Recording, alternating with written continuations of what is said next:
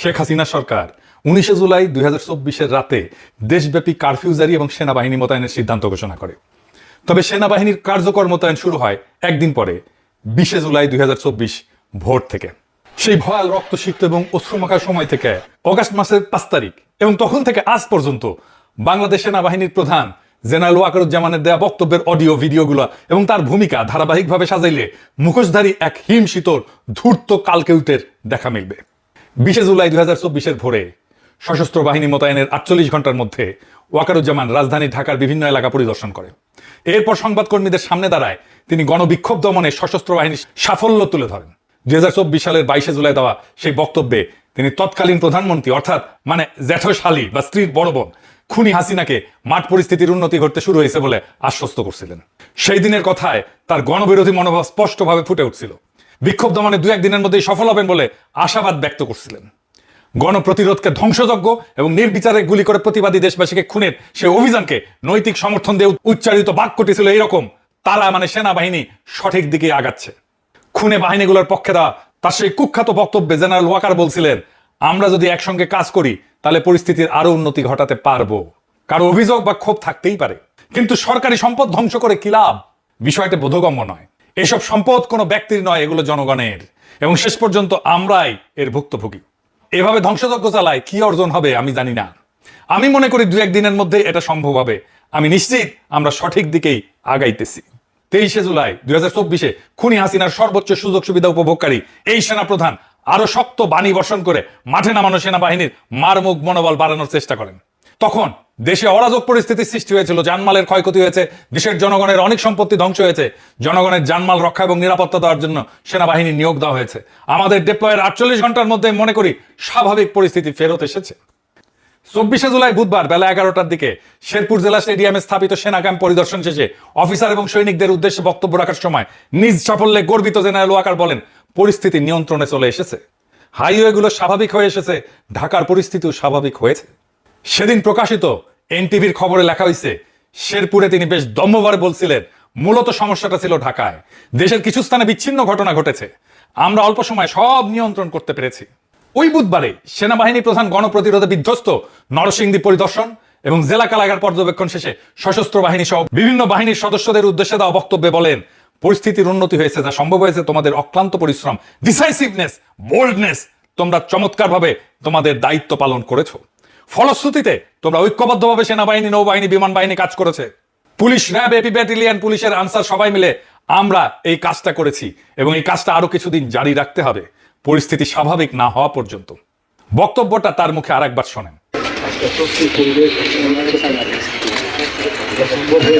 তোমাদের অক্লান্ত পরিশ্রম এবং তোমাদের যে ডিসাইসিভনেস, বোল্ডনেস, তোমরা যে চমৎকারভাবে তোমাদের দায়িত্ব পালন করেছে, সেটার ফলশ্রুতিতে মনে রাখতে হবে যে এটা শুধু সেনাবাহিনী, এখানে নৌবাহিনী, বিমান বাহিনীও কাজ করেছে, পুলিশ, র্যাব, এপি ব্যাটালিয়ন, পুলিশের আনসার, সবাই মিলে আমরা কাজটা করেছি এবং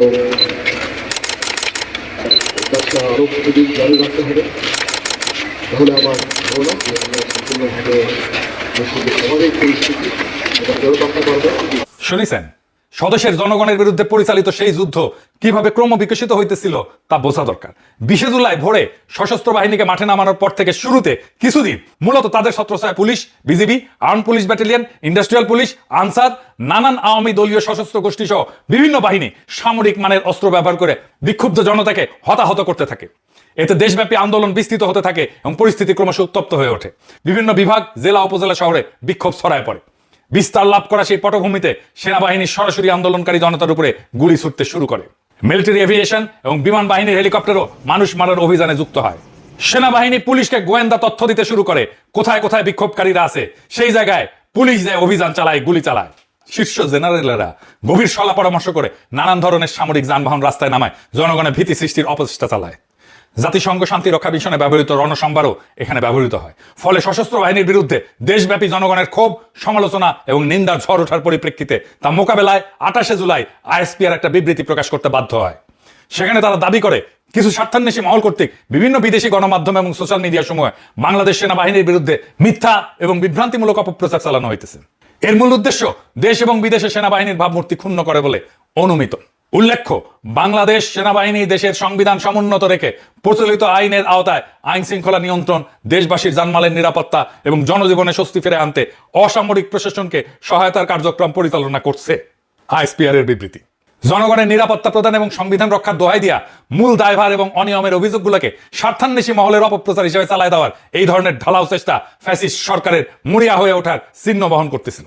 স্বাধীন এবং নিরপেক্ষ বিদেশি গণমাধ্যম এবং সামাজিক যোগাযোগ মাধ্যমে যখন ছবি এবং বিভিন্ন প্রমাণ দিয়ে সুনির্দিষ্ট অভিযোগ তুলতেছিল, তখন তদন্তের মুখোমুখি না হয়ে সেগুলোকে স্রেফ ভাবমূর্তি ক্ষুণ্ণের ষড়যন্ত্র বলে উড়ায় দেওয়ার একটা অপচেষ্টা তখন ক্ষমতাসীন খুনি চক্রের অসহায়ত্বকে উন্মোচিত করছিল। সংবিধানে সিভিল প্রশাসনের সহায়তার কথা বলা থাকলেও সেই ক্ষমতার অপব্যবহার বা কোনো ধরনের অপকর্মকে গোপন রাখতে জাতীয় নিরাপত্তা এবং অপপ্রচারের দোহাই ব্যবহার করে সশস্ত্র বাহিনী সে বিবৃতির মাধ্যমে তখন দেশের সাধারণ জনগণের বিরুদ্ধে যুদ্ধ ঘোষণা করে দেয় এই ওয়াকার। এমনই ছিল তখন দুর্ভাগা বাংলাদেশের রাষ্ট্রের শীর্ষ ফৌজি কর্মকর্তাদের দেশবিরোধী মনোভাব এবং আচরণ। 28 জুলাই প্রকাশিত এই বক্তব্যটি পাঠ করলে একটা বিষয় পরিষ্কার বোঝা যায়। অন্তত সেদিন পর্যন্ত সেনাপ্রধান ওয়াকার বিশ্বাস করতেন খুনি হাসিনার পক্ষ অবলম্বন করার অর্থই হইল দেশের সংবিধান সমুন্নত রাখা। বাংলাদেশ রাষ্ট্র এবং তার নাগরিকদের অধিকার বিরোধী ভূমিকায় অংশ নেওয়া উচ্চপদস্থ সরকারি কর্মকর্তা কর্মচারীদের মনে একবারও এই প্রশ্ন আসেনি যে 2014, 2018, 2024 সালে অনুষ্ঠিত সব কয়েকটা জাতীয় সংসদ এবং স্থানীয় সরকারের নির্বাচনই ছিল জালিয়াতিতে পূর্ণ এবং ব্যাপকভাবে প্রশ্নবিদ্ধ। ফ্যাসিস্ট শাসক গোষ্ঠী জবরদস্তি, মহাকারচুপি এবং শতভাগ জুলুম করে জনগণকে পরিপূর্ণভাবে তাদের মৌলিক নাগরিক অধিকার থেকে বঞ্চিত করে রাখছিল। আর এই প্রক্রিয়ায় সহযোগী হইয়া সংশ্লিষ্ট সব কয়টা বাহিনী মূলত রাষ্ট্রদ্রোহিতার মতো ভয়াবহ অপরাধে জড়ায় পড়ছিল। ইনশাল্লাহ একদিন না একদিন মহান অলিয়া উলিয়ার সেজদায় পুষ্ট এই জমিনে এমন সকল নিপীড়ন এবং নির্যাতনের বিচার হবে। সদ্য সাবেক অন্তর্বর্তীকালীন সরকারের উপদেষ্টা ব্রিগেডিয়ার জেনারেল সাখাওয়াত হোসেন সম্প্রতি পেশাগত চ্যানেল 24 এর মুক্তবাক অনুষ্ঠানে একটা সাক্ষাৎকার দিয়েছিলেন। সেখানে তিনি জুলাই বিপ্লব চলাকালীন সেনাপ্রধান জেনারেল ওয়াকারুজ্জামানের বৈরী ভূমিকার বিষয়ে কিছু ইঙ্গিত দিচ্ছেন।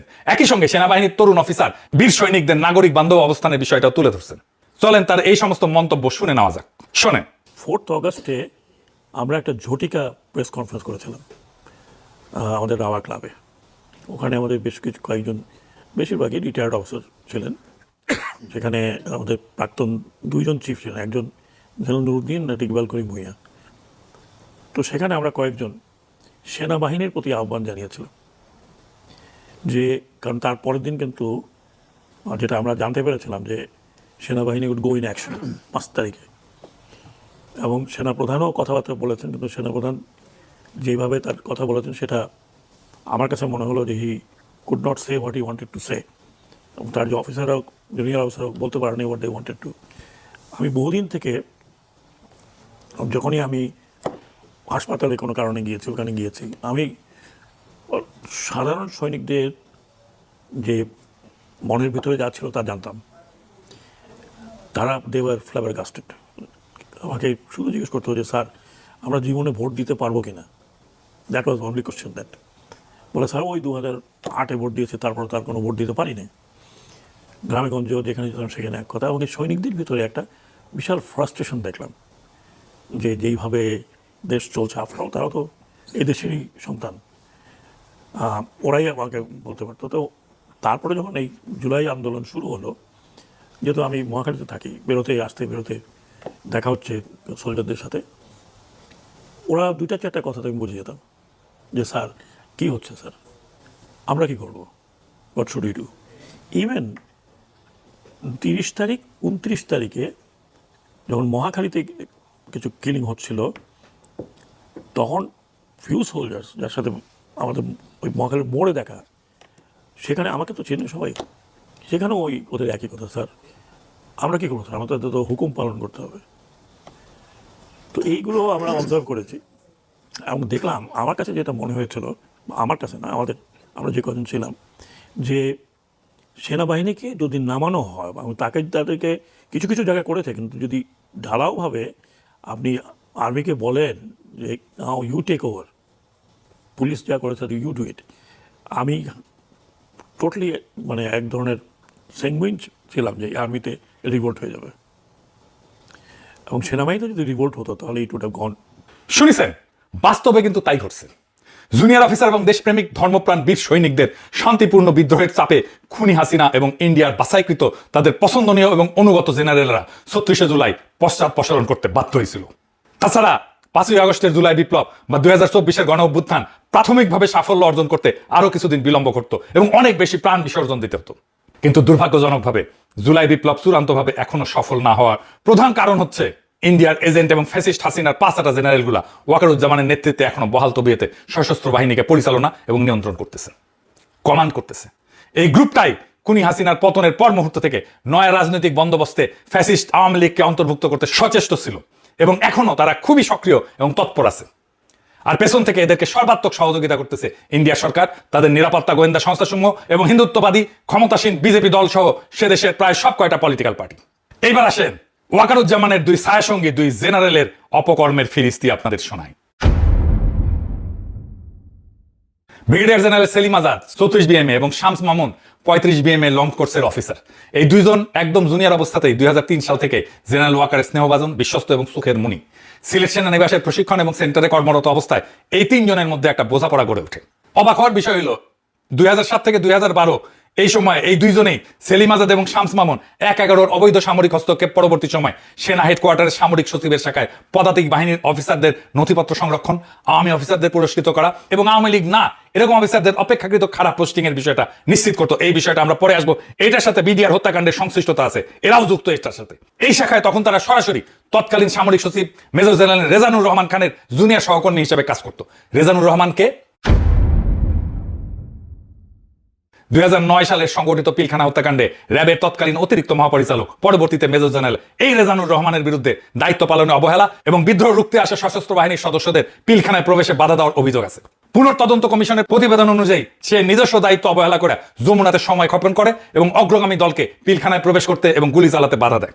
কুখ্যাত পলাতক আওয়ামী নেতা বাহাউদ্দিন নাসিমের জ্ঞাতি ভাই এই মেজর জেনারেল রেজানুর, এই রেজানুরের মাধ্যমে শুরু হয় সেনাবাহিনীতে আওয়ামী অনুসারী অফিসারদের চিহ্নিতকরণ এবং তাদের পদোন্নতি, গুরুত্বপূর্ণ দায়িত্বে বসানোর প্রথম দফার কাজটা আজকের এই ব্রিগেডিয়ার জেনারেল সেলিম আজাদ এবং শামস মোহাম্মদ মামুনের হাত দিয়াই এই কাজগুলো করতো এই রেজানুর রহমান। ওয়াকারুজ্জামান যখন সামরিক বাহিনী সচিবের গুরুত্বপূর্ণ পদটা পায় 2013 থেকে 2016 সাল, তখন তিনি 2014 জাতীয় সংসদ নির্বাচনের ঠিক আগের মুহূর্তে তার বিশ্বস্ত এই 2 অফিসারকে বদলি করে পুনরায় সামরিক সচিবের শাখায় নিয়ে আসে। সেই নির্বাচন কারচুপি কইরা আওয়ামী লীগকে জিতায় আনার জন্য পছন্দের বাছাইকৃত অফিসারদের নির্দিষ্ট এলাকায় পোস্টিং দেওয়ার চূড়ান্ত কাজগুলো সম্পাদন করে সেনাবাহিনীতে ব্যাপকভাবে সমালোচিত এবং নিন্দিত হয় ব্রিগেডিয়ার জেনারেল সেলিম আজাদ এবং শামস মোহাম্মদ মামুন। এইবারে আসেন বিডিআর হত্যাকাণ্ডে তাদের ভূমিকা। বিডিআর হত্যাকাণ্ডের প্রাককালে কোন কোন অফিসারকে সীমান্তরক্ষী বাহিনীতে বদলি করা হবে তখন তার প্রাথমিক লিস্ট তৈরি করছিল আজকের এই ব্রিগেডিয়ার সেলিম আজাদ।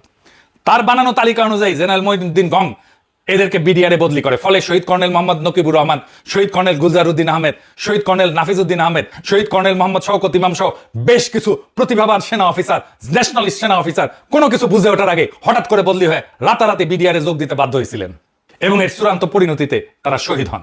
এই ক্ষেত্রে আওয়ামী লীগ এবং ইন্ডিয়ার যোগসাজশে এদের তালিকা করা হয়েছিল, বিডিআরে বদলি করা হয়েছিল এবং দ্রুত এখানে যোগদান করে হত্যার প্রাথমিক কাজটা শুরু করা হয়েছিল এই তৎকালীন সামরিক সচিবের অফিস থেকেই। আর এর সূচনা করে শামস মামুন এবং সেলিম আজাদের পদাতিক ডেস্ক। এই অপকর্ম করার গাইডলাইন এরা পাইতো খুনি হাসিনার জ্ঞাতি ভাই বাহাউদ্দিন নাসিম এবং তার জ্ঞাতি ভাই জেনারেল রেজানুর খানের কাছ থেকে এবং পলাতক হাসিনার জ্ঞাতি বোনের স্বামী জেনারেল ওয়াকারের কাছ থেকে। বিডিআরে সংগঠিত এই বর্বর ঘটনায় সর্বমোট 74 জন নিহত হয় আপনারা জানেন। 2011 সালে মালয়েশিয়ান আর্মি থেকে উচ্চতর প্রশিক্ষণ শেষে ব্রিগেডিয়ার সেলিম আজাদ দেশে ফিরে আবার লজিস্টিক্সের এরিয়া কমান্ডার মেজর জেনারেল রেজানুরের স্টাফ হিসেবে যোগদান করে। ওই বছরই ফ্যাসিস্ট হাসিনার বিরুদ্ধে তথাকথিত বানোয়াট সামরিক অভ্যুত্থান প্রচেষ্টার সাথে জড়িত অভিযোগে বেশ কয়েকজন সিনিয়র অফিসারকে আটক, নির্যাতন এবং চাকরিচ্যুতির ঘটনার অন্যতম প্ল্যানার ছিল এই কুখ্যাত সেলিম আজাদ। এদের এই ধরনের আচরণের কারণে স্বাভাবিকভাবে প্রশ্ন ওঠে, তাহলে সেনাবাহিনীতে কর্মরত হয়ে কি কারণে এই 2 অফিসার তাদের সহকর্মীদের জীবন নাশ, ক্যারিয়ার ধ্বংসের খেলায় মেতেছিল? এর উত্তর লুকায় আছে এই 2 জনের পরিবারের রাজনৈতিক আদর্শ, মতবাদ এবং দৃষ্টিভঙ্গির ভেতরে। ব্রিগেডিয়ার জেনারেল শামসের বাবা AKM শামসুল আলম ছাত্র অবস্থায় চট্টগ্রাম বিশ্ববিদ্যালয়ের ছাত্রলীগের সভাপতি ছিল। মাহালেক খান 75-এ শরণার্থীর বডিগার্ড হত্যার পরে দেশে হাতে গোনা কয়েকটা ঝটিকা প্রতিবাদ মিছিল হয়েছিল, চট্টগ্রামের নেতৃত্ব দিছিল এই লোক, ওর বাপ। আর এই শামসের শ্বশুর ছিল সচিবালয় আওয়ামী পন্থী অফিসারদের অন্যতম নেতা, কুখ্যাত দুর্নীতিবাজ আমলা মহিউদ্দিন খান আলমগীরের সাথে মিলে সে 1996 সালে সচিবালয়ে জনতার মঞ্চ করার একজন কারিগরের ভূমিকা অবতীর্ণ হয়েছিল। ব্রিগেডিয়ার শামসের বড় ভাই doctor Noman Dinajpur medical college ছাত্রলীগের প্রতিষ্ঠাতা সভাপতি। এর মানে হইতেছে এদের পুরা পরিবারটাই ফ্যাসিস্ট আওয়ামী কাল্টের অনুসারী। ব্রিগেডিয়ার জেনারেল সেলিম আজাদের বাবা ছিল বিমান বাহিনীর অফিসার। মুজিববাদী আদর্শের অনুসারী হিসেবে সর্বদা বিতর্কিত রাজনৈতিক বক্তব্য এবং বিদ্বেষমূলক আচরণের কারণে এয়ারফোর্স অফিসার্স অ্যাসোসিয়েশন তাকে 3 বার সতর্ক করে। এতেও তার শৃঙ্খলা বিরোধী সামাজিক আচার ব্যবহারের কোনো পরিবর্তন না ঘটায় সংশ্লিষ্ট কর্তৃপক্ষ তার মেসে ঢোকা নিষিদ্ধ করে দিয়েছিল। এই সব তথ্য থেকে এই ধারণা পরিষ্কার হয় তার হইতেছে খুব ছোটবেলা থেকে আলোচ্য এই দুই অফিসার তাদের অভিভাবক, পরিবারের মতাদর্শ এবং মনস্তত্ত্বে বেড়ে উঠছে। গভীরভাবে আওয়ামী ভাবাদর্শের অনুসারী এই দুই অফিসার ফ্যাসিস্ট মুজিবকে হত্যার দায়ে সেনা প্রতিষ্ঠানের প্রতি বিদ্বেষ এবং ঘৃণার মানসিকতা নিয়ে বড় হয়েছে। প্রতিশোধের আকাঙ্ক্ষা নিয়ে তারা সেনাবাহিনীতে ঢুকছে যেন এই সেনাবাহিনীকে ধ্বংস করে ফেলা যায়। এরা সেনা ইউনিফর্ম পরছে, সর্বোচ্চ সম্মান এবং সুযোগ সুবিধা নিছে, কিন্তু এই প্রতিষ্ঠানের প্রতি তারা অনুগতও থাকেনি, এর প্রতি কৃতজ্ঞও থাকেনি। বরং থেকে ধ্বংস বা ক্ষতিগ্রস্ত করার জন্য ফ্যাসিবাদী শক্তি এবং স্বদেশের উন্নয়ন, সমৃদ্ধি, গণতন্ত্রের চিহ্নিত শত্রু ইন্ডিয়া সহযোগী হিসেবে গোপনে কাজ করছে। তাদের প্রভুদের দেওয়া অপছন্দের তালিকাভুক্ত সকল কর্মকর্তার ক্যারিয়ারের প্রোগ্রেশন বাধাগ্রস্ত করছে। আওয়ামী মতাদর্শের প্রতি দুর্বল নয় তেমন কোন পেশাদার অফিসারদের ঝাঁটায় বিদায় করছে সেনাবাহিনী থেকে। প্রয়োজন হলে গুম, খুন, নানা ষড়যন্ত্রের আশ্রয় নিছে, জীবন বিপন্ন করতেও দ্বিধা করেনি এবং তাদের চাকরি জীবনের পুরোটা মেয়াদকাল সময় দেশ রক্ষার শপথ ভঙ্গ করছে। মেজর জেনারেল এবং তারপর লেফটেন্যান্ট জেনারেল এবং সম্ভব হলে সেনা প্রধান হওয়ার লালসায় এরা এখন উন্মত্ত হয়ে আছে। এমন সকল দুর্বৃত্তের প্রধান পৃষ্ঠপোষক, প্রিয় স্বজন এবং মূল অভিভাবক হচ্ছে খুনি শেখ হাসিনার ভগ্নিপতি বর্তমান সেনা প্রধান শ্রদ্ধাবেশী খুনি জেনারেল ওয়াকারুজ্জামান। জুলাই বিপ্লবের সময় সেলিম আজাদ ব্রিগেডিয়ার পদে মিলিটারি গোয়েন্দা পরিদপ্তরের ডাইরেক্টর ডিএমআই হিসেবে গণ অভ্যুত্থান দমনে খুবই গুরুত্বপূর্ণ ভূমিকা অবতীর্ণ হয়েছিল। আর শামস মামুন ছিল আর্মি সিকিউরিটি ইউনিটের প্রধান। পুরা দেশের গোয়েন্দা তথ্য, গণ আন্দোলনের গতি প্রগতি, ছাত্রনেতা নেতৃত্বের অবস্থান, তাদের গতিবিধি পর্যবেক্ষণ, কোথায় জমায়েত হইতেছে, কোথায় সংগঠিত হইতেছে ছাত্ররা, কোথায় বিক্ষোভকারীরা সংগঠিত হইতেছে, এই গোয়েন্দা তথ্য তারাই দিত পুলিশকে। বিভিন্ন বাহিনীর মধ্যে সমন্বয় এবং কোথায় কোথায় কোন সশস্ত্র বাহিনীর ইউনিট দিয়ে বিপ্লবাত্মক পরিস্থিতি দমন করা যায় সেনা সদরে বসে এর মাস্টার প্ল্যানার ছিল এই দুই আওয়ামী ব্রিগেডিয়ার। তাদের দেয়া তথ্য এবং উপাত্তের উপরে ভিত্তি করে হেলিকপ্টার, সশস্ত্র বাহিনীর আর্মার্ড ভেহিকল এবং তাদের মেশিন গান এবং স্নাইপার রাইফেল থেকে গুলি চালানো হয়েছে। ফ্যাসিস্ট বাহিনীর মুখোমুখি দাঁড়ায় প্রাণ বিসর্জন দিয়া এবং শরীরে গুলির আঘাত সে হাজার হাজার ছাত্র, কর্মজীবী মানুষ এবং সাধারণ জনতা গণপ্রতিরোধ গড়ে তুলছিল। রাজধানীর ঢাকার যাত্রাবাড়ি, উত্তরা, মিরপুর, মামাপুর, রামপুরা, বাড্ডা সহ নানা এলাকায় এই প্রতিরোধের পথ ধরে ২৪-এর গণ অভ্যুত্থান বিপ্লবের স্তরে উন্নীত হয়েছিল। বিদ্রোহে উত্তাল এই গুরুত্বপূর্ণ এলাকাগুলো পুনরুদ্ধারের অপচেষ্টায় তখন বহু মানুষকে খুন এবং আহত করা হয়। একইভাবে ফেনী, চট্টগ্রাম সহ দেশ জুড়ে ক্রমাগত হত্যাকাণ্ড এবং বিক্ষোভকারীদের উপরে আহত করার ঘটনা ঘটতে থাকে। তখন সেনা হেডকোয়ার্টারে বৈশা army, police, BGB, answer, Awami নামধারী সশস্ত্র বাহিনীগুলোকে পরিচালনা করার ক্ষেত্রে শেষ মুহূর্ত পর্যন্ত সক্রিয় ছিল কুখ্যাত এই দুই ব্রিগেডিয়ার ডিএমআই সেলিম আজাদ এবং ডিএমও শামস মামুন। তারা নানা ধরনের গোয়েন্দা তথ্য, কূটকৌশল এবং দিক নির্দেশনা দেয়া এই সমস্ত অভিযানে ভূমিকা রাখছে। এমন অজস্র গুরুতর অভিযোগ এবং প্রমাণ থাকার পরেও এদের বিরুদ্ধে আজ কোনো শৃঙ্খলামূলক ব্যবস্থা গ্রহণ করা হয়নি। উপরন্ত তারাই এখন পরিচালনা করতেছে বাংলাদেশের সেনাবাহিনীকে। সেনাপ্রধান ওয়াকার, ব্রিগেডিয়ার সেলিম, শামস, অবসরপ্রাপ্ত জেনারেল রেজা আনোয়ারের বাছাই করা কর্মরত জেনারেলদের আওয়ামী ইন্ডিয়ান চক্রের প্রত্যক্ষ পরিচালনায় খুনি হাসিনা সরকারকে শেষ পর্যন্ত টিকায় রাখার প্রাণান্তকর চেষ্টা করা হয়েছিল। শেষ পর্যন্ত রক্ষা করতে না পেরা এরা ফ্যাসিস্ট হাসিনা সহ তাদের পুরো পরিবারকে নিরাপদে পালানোর ব্যবস্থা করে দিয়েছিল। বিমান বাহিনীর বিমানে করে ইন্ডিয়া পৌঁছে দিয়ে আসা হয়েছে। এই সব কাজ সুচারুরূপে সম্পন্ন করছিল সশস্ত্র বাহিনীর এই দেশদ্রোহী গ্রুপটা।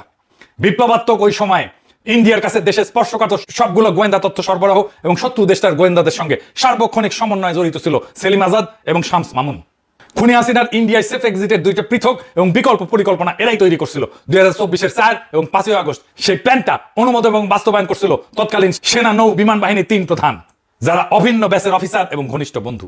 তারপরে ৫ই আগস্টের পরে তারা কি করলো? হাসিনার পতনের পর বিভিন্ন ভয়াবহ অপরাধে অভিযুক্ত আওয়ামী মন্ত্রী, নেতা, সামরিক, বেসামরিক আমলা এবং ভয়ঙ্কর অপরাধী বিভিন্ন পর্যায়ের পুলিশ অফিসারদের সেনানিবাস সহ সশস্ত্র বাহিনীর নানা স্থাপনায় আশ্রয় দেওয়া এবং পরিস্থিতি কিছুটা শান্ত হইলে বিদেশে পালায় যাওয়ার নিরাপদ ব্যবস্থা এবং সকল আয়োজন করছিল সেনাপ্রধান ওয়াকারের নেতৃত্বে পরিচালিত এই চক্রটা, যারা এখনো খুবই সক্রিয়ভাবে ক্রিয়াশীল আছে। খুনি দুর্নীতিবাজ জেনারেল আকবর, মুজিব, হামিদ সহ যে সমস্ত অপরাধী জেনারেল ইন্ডিয়া পালায় গেছে, গোপনে তাদের দেশ থেকে সমস্ত পরিকল্পনা এবং ব্যবস্থার মূল সমন্বয়ক ছিল সামরিক গোয়েন্দা পরিদপ্তরের পরিচালক এই ব্রিগেডিয়ার সেলিম আজাদ। এই চক্রটাই ২০২৪-এর ৬ আগস্ট অ্যাটর্নি জেনারেল নিয়োগ, ৮ই আগস্ট অন্তর্বর্তীকালীন সরকার গঠনের সময় তাদের অনুগত কতিপয় ব্যক্তিকে উপদেষ্টা বানায় দেয়। গোপনে তাদেরকে নানা অপকর্মে ব্যবহার করা এবং সরকারের প্রধান উপদেষ্টা প্রফেসর ইউনূসকে সার্বক্ষণিকভাবে নানা যন্ত্রণায় নিমজ্জিত করে অনুৎপাদনশীল অকাজে আটকে রাখাই ছিল তাদের সার্বক্ষণিক তৎপরতা। এদের প্রধান লক্ষ্য এবং দাবি ছিল বিপ্লব পরবর্তী রাজনীতির নয়া বন্দোবস্তে ফ্যাসিস্ট আওয়ামী লীগকে যেন অন্তর্ভুক্ত করা হয়।